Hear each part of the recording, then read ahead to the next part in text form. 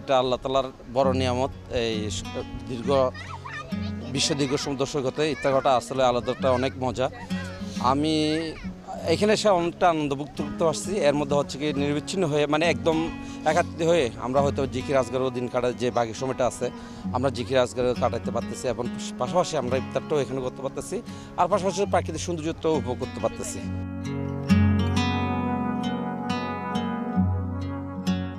আমরা প্রায় সময় হচ্ছে কি ফ্যামিলির সাথে ইফতার করি, ওটা অনেক ভালো লাগে।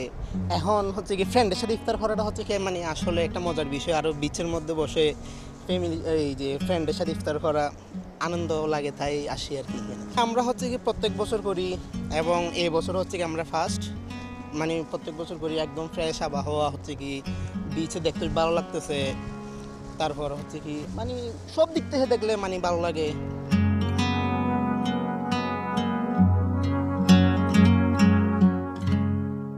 আমরা আমরা তো প্রতি বছর আমার ইফতার মাহফিল অনুষ্ঠান ফ্রেন্ড সার্কেল নিয়ে আয়োজন করি। এটা আনন্দের জন্য, এটা আনন্দও লাগে। তো সবাই একত্রিত হলে তো আরও আনন্দ লাগে আর কি। ওইটা একটা আমরা সবাই মিলে করি। আলহামদুলিল্লাহ, এটা তো আল্লাহর একটা দান। মানে খোলা আকাশের নিচে আমরা করতে পারতেছি, এটা একটা নিয়ামত আমাদের। ভালো লাগে, আমরা সবাই ফ্রেন্ড সার্কেল আছি।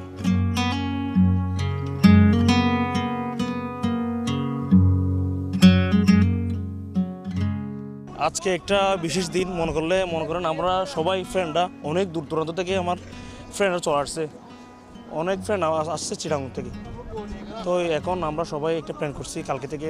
সবাই যেহেতু একত্র হয়েছি, সবাই চিন্তা করলাম একটা সুন্দর পরিবেশে, মনোরম পরিবেশে একটা ইফতার আয়োজন করি। সবার সাথে মিলেমিশে সবাই একত্রিত হয়, একটা বন্টন, একটা বন্ধুবান্ধবের মধ্যে একটু সমঝোতা থাকে এবং বন্ধনটা অটুট থাকে। সেই জন্য আমরা সবাই আজকে একটা আয়োজন করলাম।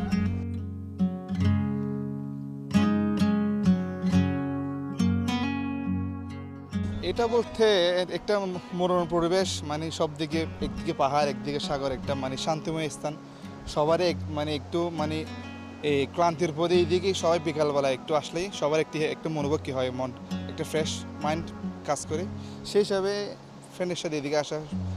ঈদের সময় রমজানের মধ্যে দেখা যায় তো সবাই দেখতেছেন সামনে বামে, আর ওইদিকে দেখলে সবাই করতেছে ইফতার। এই হিসাবে একটা মনোরম দৃশ্য দেখা যায়, সবাই দিকে ইফতার করে হিসাবে আসে।